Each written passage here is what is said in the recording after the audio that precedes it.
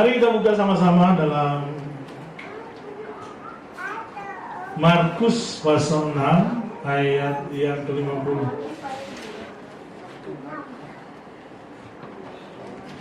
Sedikit trauma Bapak Ibu melihat saya gitu. Ingat berapa tahun lalu gitu, semua orang begini. Saya lagi flu, jadi nggak apa-apa ya. Bukan COVID nih, bukan. Markus 6 ayat 50, kata Yesus, tenanglah, aku ini, jangan takut. Markus 6 ayat 50. Bukan, berarti saya salah gitu ya. Tunggu buka lagi.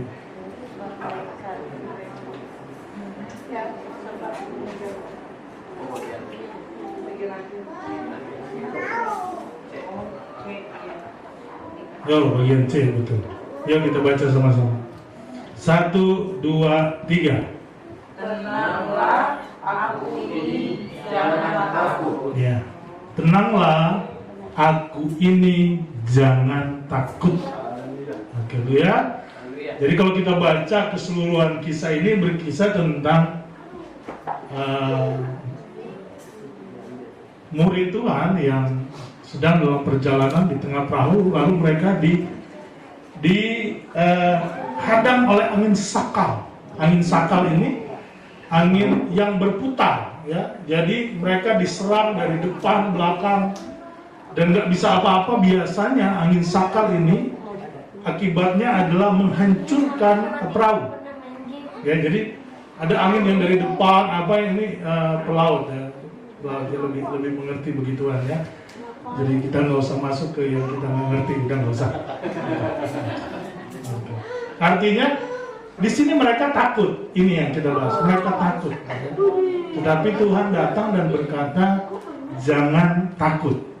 Ya, jangan tahu. Bicara tentang kata jangan takut, maka ada 300 berapa gitu, saya kurang jelas, lupa saya.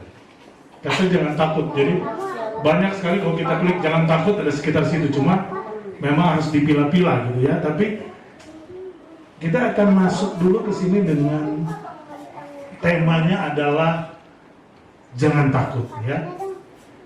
Ada salah satu bapak gereja ya, dan seorang filsafat Kristen, dia berkata begini, jangan takut bahwa kehidupan Anda akan berakhir, tetapi takutlah bahwa kehidupan itu tidak pernah memiliki permulaan. Ya, saya coba cerna maksudnya apa ini filsafat ini, berkata gini, jangan takut bahwa kehidupan Anda akan berakhir, tetapi takutlah bahwa kehidupan itu tidak akan pernah memiliki permulaan. Jadi filsafat ini ingin merujuk bahwa real kehidupan itu adalah setelah ini. Bapak Ibu, di Alkitab menulis manusia itu akan hidup 1 sampai 70 tahun. Kalau kemurahan Tuhan maka akan sampai 80 tahun. Ya ada ya, oma saya ceritanya gitu ya, itu 110 tahun. 110 tahun. Udah kulit bungkus tulang. Ya, nanti anaknya yang paling tua bongkar-bongkar tempat tidur, bongkar-bongkar lemari, baru di ujung ketemu kain merah. Dibakar kain merahnya, besok dia meninggal.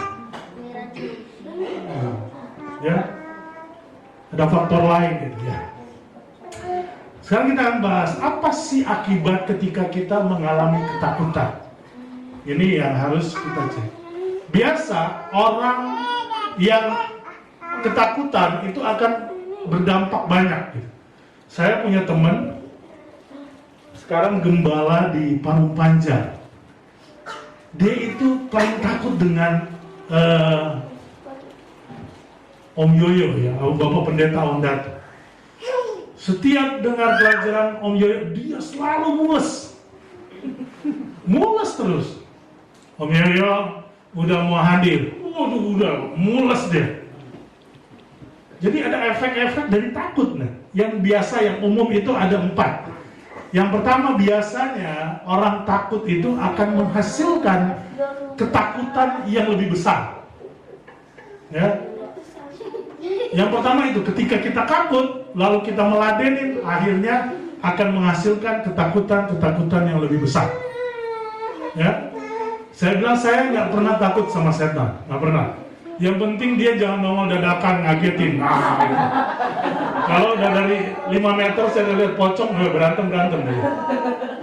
Yang penting jangan ngagetin. Kalau ngagetin itu saya jantungan masalahnya gitu kan. Ya, saya nggak pernah takut. Sama preman juga saya nggak pernah takut. Yang penting jangan keroyokan gitu. Satu-satu yang saya takut cuma ketemu banci. Mending saya keluar. Nggak usah. Saya bingung mau manggil yang mas apa ibu, saya takut. Karena pernah satu kali waktu saya pernah baru sekali menginjakkan kaki di Jakarta. Ini oknumnya baru datang kemarin di rumah saya. Diajak saya makan, dengan polosnya saya orang kampung datang dibawa ke Taman Lawang. Saya bilang, waduh, udah diturun di Taman Lawang, saya ditinggal pergi sama mereka berdua. Waduh, saya bingung di situ. Bencongnya gede-gede, segede apa? Halo mas, sama saya aja. Hah? Mana saya masih polos lagi itu. Dari Manado langsung jadi masih imut-imut sebenarnya.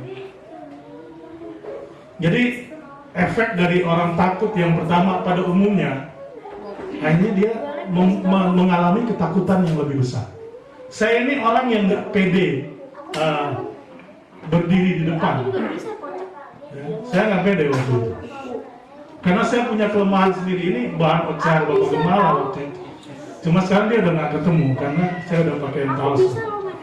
Saya nggak berani karena waktu saya datang saya narkoba, jadi gigi saya tuh nggak lengkap. Nah, itu bahan cemoohnya dia itu. Bulan-bulanan dia nggak dapat lagi. Terus sekarang udah lengkap, jadi udah nggak ada bahan cemooh. Nggak pede karena ada yang kurang. Gitu. Saya tuh ada ompong 2 gitu. Jadi nggak pede, depan pede. Tapi saya coba untuk mensiasati dan saya memberanikan diri. Akhirnya sekarang kalau nggak di stop sama istri saya nggak kuat. Jadi kalau saya khotbah istri saya terus di depan. Karena dia akan mengkodekan, udah 2 jam ngomong, udah 2 jam. Nah, itu alarm buat saya. Karena saya nggak berhenti bisa ngomong, nggak berhenti. Kalau udah lagi semangat, nggak sadar tiba-tiba udah 2 jam. Ya. Mulai dari yang takut. Jadi hal yang pertama yang umum ketika orang takut itu mengalami ketakutan yang besar. Yang kedua, ketika orang takut dia akan mengakibatkan nggak berani bertindak. Ya, orang takut itu identik dengan nggak berani mau ngapa-ngapain, diam aja gitu. Jadi yang kedua, ketika kita takut maka kita nggak akan bisa bertindak apa-apa. Ya. Ketakutan juga ketiga itu menghabiskan energi. Jadi kita langsung capek. Ya. Anak saya tuh tiba-tiba harus lomba lari. Karena dia paling gede badannya, ikut lomba lari. Saya bilang anak saya tuh nggak bisa lari. Larinya itu Naruto, tangannya tuh ke belakang. Saya bilang kamu lari nonton apa sih? Kok lari begitu? Larinya tuh gini. Kebanyakan nonton Naruto, itu film bapaknya. Saya punya koleksi film Naruto.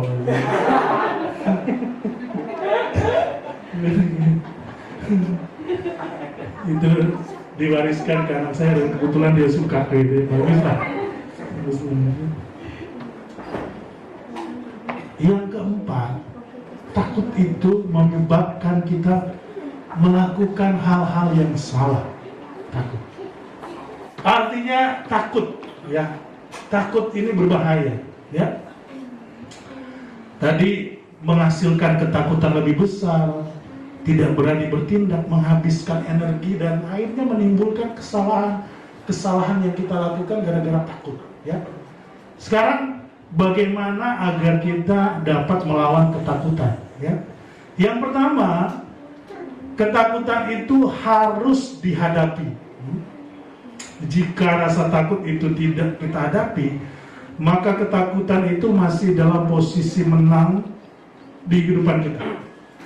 Jadi solusi yang pertama supaya kita mengalahkan ketakutan harus dihadapi. Ketakutan itu harus dihadapi. Kita coba baca kisah yang sama tapi di kitab yang lain. Kisah yang sama, Matius 14. Kisah yang sama tapi dari Markus, ini di Matius. Matius 14 ayat 27 sampai 29. Matius 14 ayat 27 sampai 29, ini kisah yang sama ya. Tapi di kitab yang berbeda. Tetapi segera Yesus berkata kepada mereka, "Tenanglah, aku ini, jangan takut." Lalu Petrus berseru dan menjawab dia, "Tuhan, apabila engkau itu, suruhlah aku datang kepadamu berjalan di atas air." Kata Yesus, "Datanglah." Maka Petrus turun dari perahu dan berjalan di atas air mendapatkan Yesus. Ya. Dia takut, ngalamin ketakutan yang luar biasa. Saking takutnya, kalau kalian Bapak Ibu baca, Tuhan yang datang jadi hantu. Nah, coba baca ini. Jadi ketika dia lihat murid-murid ini melihat Tuhan Yesus datang, mereka merasa bahwa yang dilihat itu hantu gitu. Tapi apa yang dilakukan Petrus? Dia menghadapi itu dengan iman. Lalu ada satu hal yang luar biasa. Maka Petrus turun dari perahu dan berjalan di atas air. Wow, Bapak Ibu, ketika kita belajar menaklukkan ketakutan itu dengan percaya kepada Tuhan, bahkan Petrus bisa berjalan di atas air. Artinya dia mengatasi semua batasan-batasan manusia. Ya, ini pelajaran buat saya. Saya nggak tahu Bapak Ibu Tuhan punya apa ya? Punya aturan sendiri setiap orang. Saya orang yang terlalu banyak menikmati berkat Tuhan. Terlalu banyak. Kemarin saya mendapatkan lagi peringatan dari Tuhan. Ya, saya anggap ini peringatan. Jadi ini kembali lagi saya ingatin, ini saya. Tidak perlu diterapkan ke Bapak Ibu gitu ya. Ini saya. Hari Sabtu ya. Sabtu di sini hujan gede banget gitu ya, gede banget. Lalu berhenti hujannya, pulanglah saya gitu. Sampai di pom bensin di situ, hujan lagi gitu. Dan itu sampai di rumah. Jadi bukan cuma baju, sampai dalam-dalam udah basah semua gitu ya. Pagi-pagi badan meriang. Di otak udah bilang, udah WA, izin, badan lagi sakit. Walaupun di hati itu bisa kok mandi air panas, naik Grab ke sana, pulang juga kok naik Grab lagi. Cuma yang hitam itu keras banget. Udah sakit kok, udah ngerti juga. Ini saya, Bapak, ini saya. Lalu saya benar sih dalam hati, sebenarnya bisa mandi air panas. Badan segede gini, cuma rentak-rentak begitu, masa sih nggak bisa? Gitu. Cuma saya masuk di titik yang sebenarnya melemahkan diri saya sendiri. Jadi akhirnya ya udah, saya izin gini. Oke. Clear itu Bapak Ibu. Besok hari Senin saya ajak anak saya makan. Kita pergi ke satu tempat makan. Dia tuh nggak neko-neko. Pokoknya McDonald aja udah serasa hot chicken lah, pokoknya dia hot chicken deh. Pas lagi makan, tiba-tiba dia muntah dan pucat. Nggak ada angin, nggak ada apa-apa, nggak ada sakit apa-apa. Orang lagi happy-happy, tiba-tiba lagi makan, langsung muntah dan pucat. Ini kenapa? Bawa pulang ke rumah, nggak nunggu 2 jam, tiba-tiba 38. nggak tidur lagi, jagain kompres.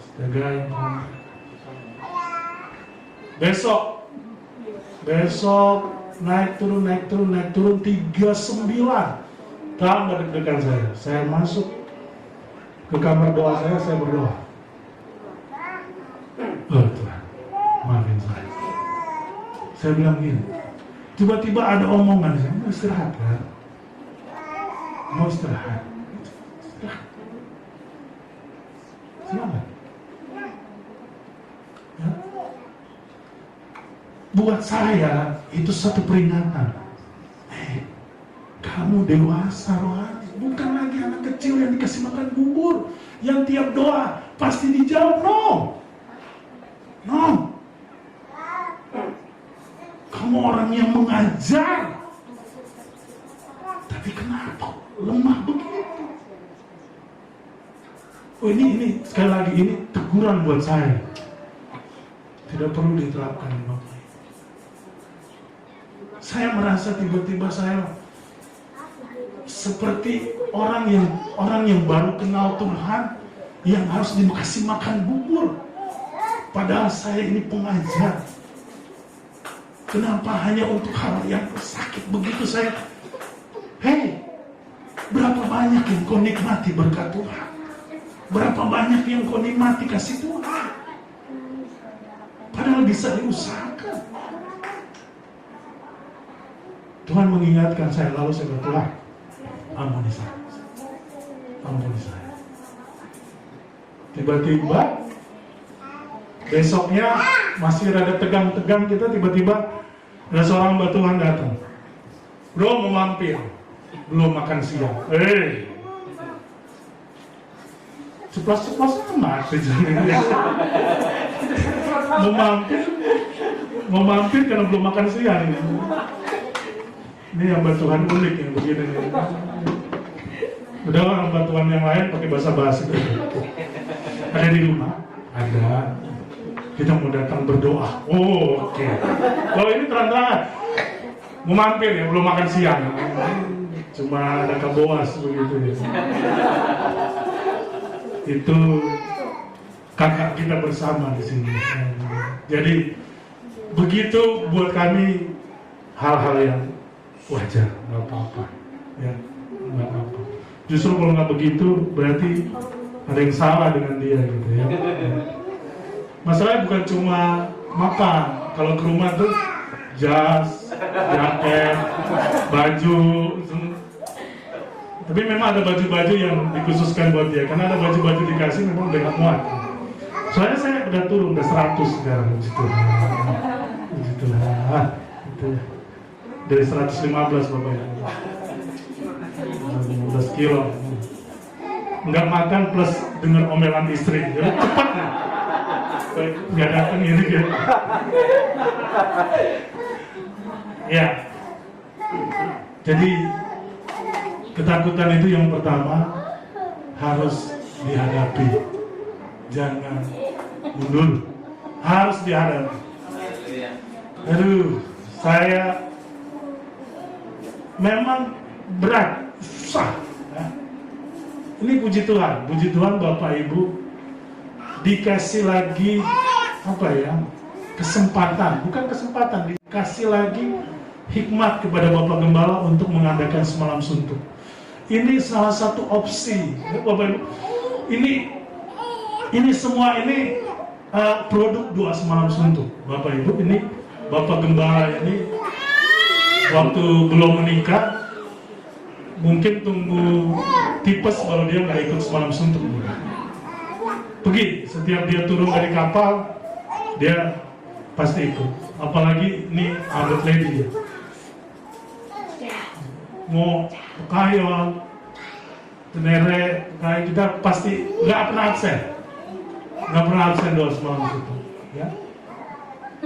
Jadi kita merasakan manfaat doa semalam suntuk. Karena itu harga, Bapak Ibu, ini harga yang Tuhan nggak pernah minta kita harus berdoa semalam suntuk, nggak ada untungnya buat Tuhan, bro. Doa semalam suntuk itu menunjukkan niat kita Serius, kita lagi butuh pertolongan nih Tuhan. Jadi bukan Tuhan itu, enggak, kita. Banyak sekali kesaksian yang kami dengar, yang kami alami, orang-orang yang dulu alumni lagi. Alumni dari tempat lain, kebetulan udah nggak ada di situ ya. Kita lanjutkan di sini. Ya. Merasakan bagaimana ketika kita ambil dalam pergumulan doa semalaman. Di sana namanya doa semalam suntuk, jangan pakai suntuk lah. Kita doa malam berjaga aja. Doa malam berjaga. Jangan suntuk beneran ini. Semalam suntuk. Itu di Alkitab sebenarnya Tuhan Yesus berdoa semalam suntuk. Artinya semalaman gitu ya. Cuma suntuk itu sekarang identik dengan nggak enak ya. Padahal suntuk itu artinya semalaman. Itu sebenarnya cuma kadang-kadang sekarang suntuk itu artinya gue lagi suntuk nih, nggak ini gitu, nggak nyaman gitu. Oke, yang kedua, bagaimana supaya kita dapat melawan ketakutan? Percaya kepada Tuhan, alihkan pandangannya kepada Tuhan, maka masalahmu akan beres. Ya, 1 Samuel 17 ayat 4.